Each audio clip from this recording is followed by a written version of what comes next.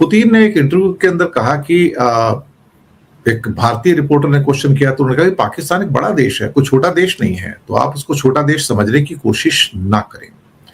इस बीच में ट्रंप ने एक भारतीय रिपोर्टर को एक उल्टा सीधा कमेंट किया, रिडिक्यूल किया कि वो इंडियन है। तो मुझे लगता है कि जो ट्रंप और अमेरिकन में आजकल इंडियंस के प्रति काफी एक हेट्रेड सी आती जा रही है। सरकास्टिक कमेंट, रिडिक्यूल करने वाले कमेंट, ह्यूमिलेट करने वाले कमेंट्स आजकल किए जा रहे हैं, नस्लीय कमेंट जिसे क्या कहते हैं वो किए जा रहे हैं।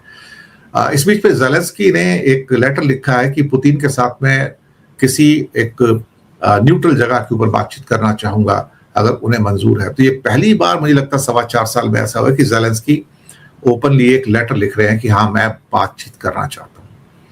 पहली खबर जिस पे आते हैं कि पाकिस्तान एक बड़ा देश है, चीन के कंट्रोल में नहीं है। अब एक सेंट पीटर्सबर्ग में एक इंटरनेशनल मीडिया से बातचीत कर रहे थे पुतिन, और वहां पर उनसे काफी सवाल किए गए, और इस बीच में पाकिस्तान और चाइना की जो दोस्ती थी उसका भी उन्होंने बचाव किया। और जब पाकिस्तान के रूस और चीन के रिश्तों के बारे में पूछा गया तो उनका कहना था कि हम इंडिया और पाकिस्तान के बीच में जो बॉर्डर की जो पेचीदगियां हैं, जो उनकी कॉम्प्लेक्सिटीज हैं बॉर्डर के डिस्प्यूट के ऊपर, कश्मीर के बारे में, उसको हम समझते हैं। बस इतना कहकर टाल दिया। उसके बाद जब हमारे एक और रिपोर्टर ने, पीटीआई जो प्रेस ट्रस्ट ऑफ इंडिया है इंडिया में, उन्होंने पाकिस्तान के पास जो चाइनीज हथियार हैं और टेक्नोलॉजी पर जो उसकी डिपेंडेंस है उसको लेकर भारत की जो फिक्रमंदी है उसको लेकर सवाल किया। तो पुतिन का कहना था कि मुझे ऐसा नहीं लगता पाकिस्तान एक ऐसा देश है जो चीन के कंट्रोल में हो।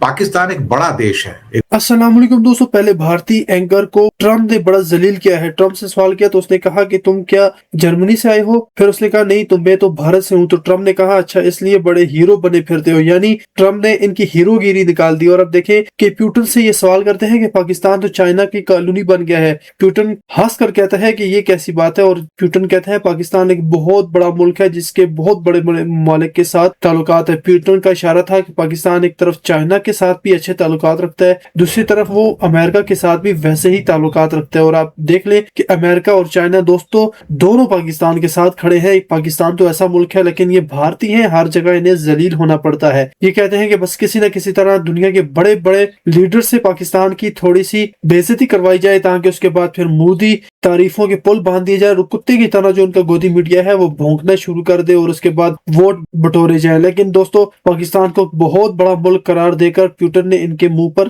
थूक दिया है। प्यूटन इन्हें हथियार बेचता है क्योंकि उसे भी पैसे चाहिए, और दोस्तों हथियार उन्हें थर्ड क्लास बेचते हैं। आप खुद सोचे कि S-400 अगर इन्हें सही दिया होता तो वो इन्हें बचा लेता। अब दोस्तों जो 2026 का मैप निकल कर आया है, आप खुद जाकर देख लें तो भारतीय सारी एयरबेसेस ऊपर से दिखाई दे रही है कि तबाह हुई पड़ी है। पाकिस्तान ने बहुत ठोका है, इस तरह ठोका है कि दोस्तों अब भारत खड़ा भी नहीं हो पा रहा। बड़ा मुल्क है तो जिसके साथ अलग अलग देशों के साथ रिश्ते हैं, तो ये उनका एक कहना था कि पाकिस्तान एक बड़ा मुल्क है, इसके साथ अलग अलग मुल्कों के साथ कई तरह के रिश्ते हैं। बेशक पाकिस्तान के लिए चीन का सहयोग यानी कि कोऑपरेशन बहुत जरूरी है, लेकिन हर कोई चीन के साथ रिश्ते बना रहा है। चीन के साथ रिश्तों पर बोले कि भारत और चीन के रिश्ते और भी कई तरह के हैं, उनमें दखल देना अच्छी बात नहीं है। पुतिन का कहना था कि बेशक हम भारत चीन दोनों जगह अपने दोस्तों के साथ बातचीत करते हैं, और उनका कहना था कि चाइना, अमेरिका, रशिया और इंडिया जो है वो ग्लोबल पावर है, दुनिया की 4 बड़ी जीडीपी हैं, तो इनको आप इग्नोर नहीं कर सकते हैं। और उनका ये भी कहना था कि रूस और भारत के रिश्तों से चाइना को कोई परेशानी नहीं है, चीन के साथ हमारे रिश्तों से भारत को कोई परेशानी नहीं है, और ये जो जुड़ाव है सभी की मदद करता है। लेकिन बीच में एक सवाल और था जिसको लेके उनका कहना था कि हाँ, वो भारत के अमेरिका के साथ बढ़ते हुए रिश्तों को लेके थोड़े फिक्रमंद हैं। ये बात उन्होंने कही है कि वो जो भारत के अमेरिका के साथ बढ़ते हुए रिश्ते उसको लेके उनकी फिक्रमंदी जो है वो सामने निकल कर आती है। इस बीच में एक और इंटरव्यू के दौरान ट्रंप ने एक इंडियन रिपोर्टर को रिडिक्यूल किया, रादर ह्यूमिलेट किया। पहले भारत को हेल होल कहा था उन्होंने एक बार, कुछ दिन पहले की बात है, नरक जैसा है इंडिया। अब इंडियन रिपोर्टर का मजाक बनाया, और ये उनकी मजाक बनाने की यानी कि तंज कसने की एक किस्म से पुरानी आदत है। तो पहले जब नरक बताना या गटर के जैसे इंडिया को बताना, और अब एक इंडियन रिपोर्टर ने सवाल किया तो उसको उस पर आगे सवाल किया, क्या तुम जर्मनी से हो? अब फिर उसके बाद ने कहा अच्छा अच्छा तो तुम इंडियन हो और फिर तुम सेंट्रल कास्टिंग हो, ये बहुत अच्छी बात है। ये कहा कि तुम इंडियन हो, उन्होंने और ज्यादा मजाक बनाया। अब सेंट्रल कास्टिंग का मतलब क्या होता है यहाँ पर? ये अमेरिका में एक टर्म यूज की जाती है, बाकी दुनिया में नहीं। सेंट्रल कास्टिंग कहने का मतलब ही रिपोर्टर का मजाक उड़ाना था। इस वर्ड का इस्तेमाल हॉलीवुड की फिल्मों में लीड कैरेक्टर के लिए किया जाता है। सेंट्रल कास्टिंग एक हॉलीवुड की टर्म है जिसका यूज उन लोगों के लिए किया जाता है जो बिल्कुल किसी फिल्म के परफेक्ट हीरो किरदार जैसे दिखते हो। लेकिन यहां पर किसी को हीरो बोलना है, मतलब ये हीरो बोलना नहीं है, यानी कि तो हीरोगिरी कर रहे हो तुम। इसका मतलब ये हो गया एक्चुअली कि तुम तो बिल्कुल हीरोगिरी कर रहे हो यहाँ आके। तो वो सेंट्रल कास्टिंग उस संदर्भ में कहा जाता है कि जहां पर वो उसका मजाक बनाया जाता है।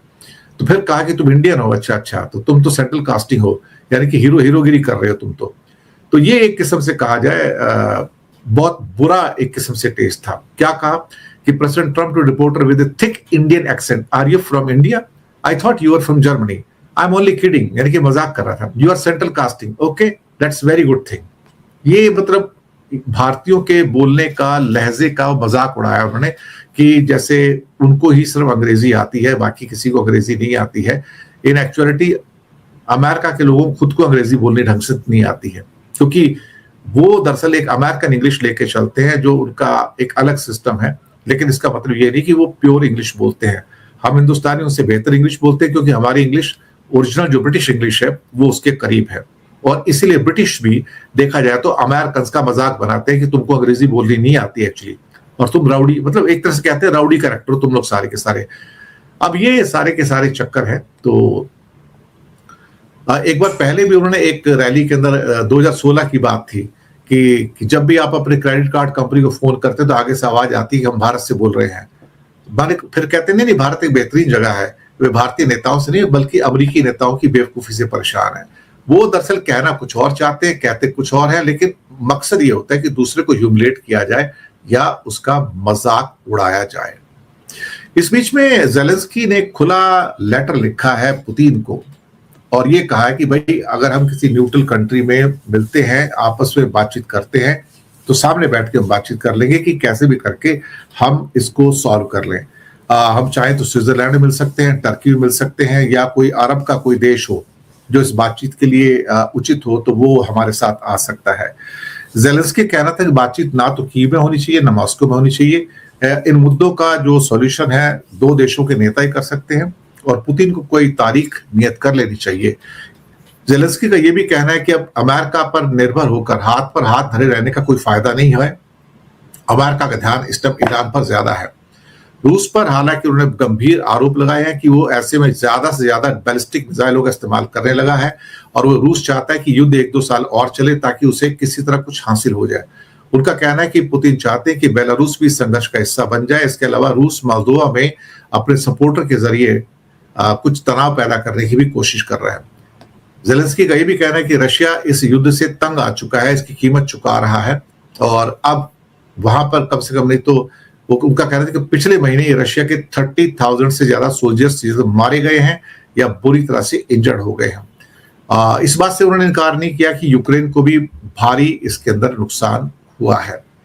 लेकिन ये जंग फिलहाल खत्म होती तो नजर आती नहीं है, लेकिन अगर कोशिश की जाए तो हाँ शायद हो सकता है कि किसी मोड़ पे आके इसे रोकना तो पड़ेगा।